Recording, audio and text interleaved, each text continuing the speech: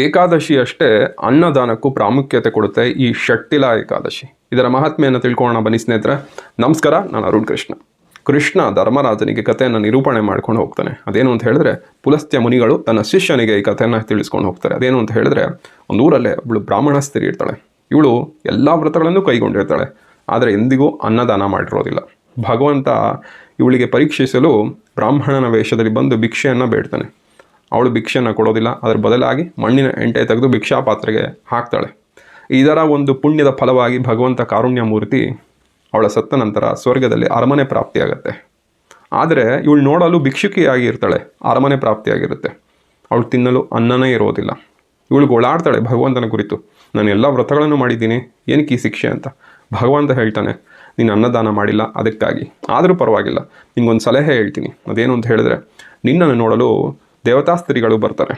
ಆವಾಗ ಯಾರಾದರೂ ಒಬ್ಬರು ಪುಣ್ಯವನ್ನು ದಾನ ಮಾಡಿದ್ರೆ, ಈ ಷಟ್ಟಿಲ ಏಕಾದಶಿಯ ಪುಣ್ಯವನ್ನು ದಾನ ಮಾಡಿದ್ರೆ ನಿನಗೆ ದಿವ್ಯವಾದ ಗತಿಯಾಗತ್ತೆ, ಅನ್ನ ಸಿಗುತ್ತೆ ಅಂತ. ಸರಿ ಅಂದ್ಬಿಟ್ಟು ಭಗವಂತ ಹೇಳಿ ಹೊರಟೋಗ್ತಾನೆ. ಅದಾದಮೇಲೆ ದೇವತಾ ಸ್ತ್ರೀಗಳು ಇವಳನ್ನು ನೋಡೋಕ್ಕೆ ಬರ್ತಾರೆ. ಏನಕ್ಕೆ ಅಂದರೆ, ಇವಳು ಅತ್ಯಂತ ಪುಣ್ಯವಂತಳು ಅಂತ.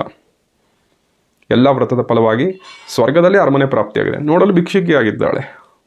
ಸರಿ, ಇವಳು ನೋಡಲು ಬಂದಾಗ ಇವಳು ಬಾಗಿಲು ತೆರೆಯೋದಿಲ್ಲ. ಅವಳು ಹೇಳ್ತಾಳೆ, ನೋಡಿ, ಯಾರಾದರೂ ಒಬ್ಬರು ನನಗೆ ಷಟ್ಟಿಲ ಏಕಾದಶಿಯ ಪುಣ್ಯ ಪ್ರಾಪ್ತಿ ಮಾಡಿದ್ರೆ ನಾನು ಖಂಡಿತ ಬಾಗಿಲು ತೆರಿತೀನಿ ಅಂತ. ಒಬ್ಬ ದೇವತಾ ಸ್ತ್ರೀ ಪುಣ್ಯವನ್ನು ತಾರೆ ಎರೆದು ಕೊಡ್ತಾಳೆ. ಅವಳಿಗೆ ತಕ್ಷಣದಲ್ಲೇ ಅವಳಿಗೆ ದಿವ್ಯವಾದ ಶರೀರ ಸಿಗುತ್ತೆ, ಅನ್ನ ಪ್ರಾಪ್ತಿಯಾಗುತ್ತೆ. ಈ ಕಥೆಯ ತಾತ್ಪರ್ಯ ಏನು ಅಂತ ಹೇಳಿದ್ರೆ, ಏಕಾದಶಿ ಮಾಡೋದು ದೊಡ್ಡದಲ್ಲ, ಅದು ಮಾರನೆಗೆ ಅನ್ನದಾನ ಮಾಡಬೇಕು, ಹಸಿದು ಬಂದವರಿಗೆ ಅನ್ನವನ್ನು ಹಾಕಬೇಕು ಅಂತ ಎಂಬುದಾಗಿ ಈ ಕಥೆಯ ತಾತ್ಪರ್ಯ. ಅನ್ನದಾನ ಮಾಡಿ, ಇದು ಶ್ರೇಷ್ಠ ದಾನ ಅಂತ ಈ ಕಥೆ ತಿಳಿಸ್ಕೊಂಡು ಹೋಗುತ್ತೆ. ಅಷ್ಟೇ ಅಲ್ಲದೆ ಒಂದು ಸೀಕ್ರೆಟ್ ಹೇಳಬೇಕು ಸ್ನೇಹಿತರೆ. ಅದೇನು ಅಂತ ಹೇಳಿದ್ರೆ, ಗೋಮಯ ಬರುತ್ತಲ್ಲ, ಅದು ಭೂಸ್ಪರ್ಶ ಆಗಬಾರ್ದು. ಗೋಮಯನ ತಗೊಳ್ಳಿ, ಎಳ್ಳನ್ನು ತಗೊಳ್ಳಿ, ಎರಡನ್ನು ಕಳಿಸಿ 108 ಉಂಡೆಗಳನ್ನು ಮಾಡಿ, ಮಾಘ ಮಾಸಕ್ಕೆ ಸ್ನಾನಕ್ಕೆ ಹೋಗ್ತಿರಲ್ಲ, ಅದನ್ನು ನದಿಯಲ್ಲೇ ಬಿಟ್ಬಿಡಿ.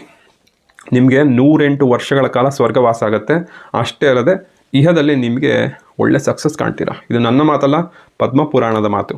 ಮಾಡಿ ನೋಡಿ, ಎಲ್ರಿಗೂ ಒಳ್ಳೆಯದಾಗತ್ತೆ. ನಮಸ್ಕಾರ.